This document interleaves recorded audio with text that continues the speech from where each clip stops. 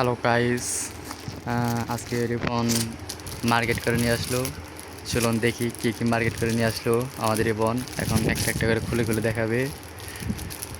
এই নিয়ে এসেছে, এটা কি গেঞ্জি? কত টাকা নিছে? 400 টাকা? তা মাত্র?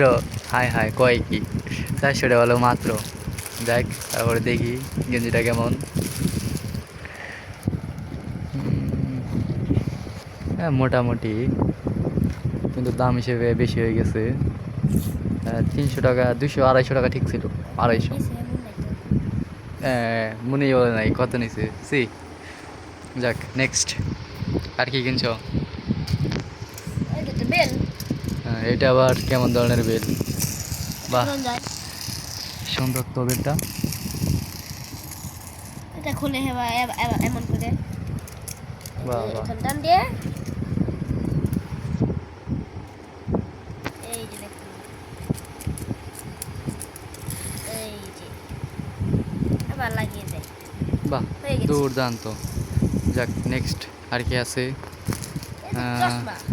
চশমা, বাহ বাহ বাহ, সুন্দর। আর কি তারপরে আর কি? আছে হলো এক জুতা। বাহ। আহ, আপনারা তাহলে দেখে বলেন কেমন হয়েছে। তাহলে টোটাল কত টাকার মার্কেট করে আনলাম? বাহ, জুতার মান তো ভালো। 800 টাকা, প্রায় 800।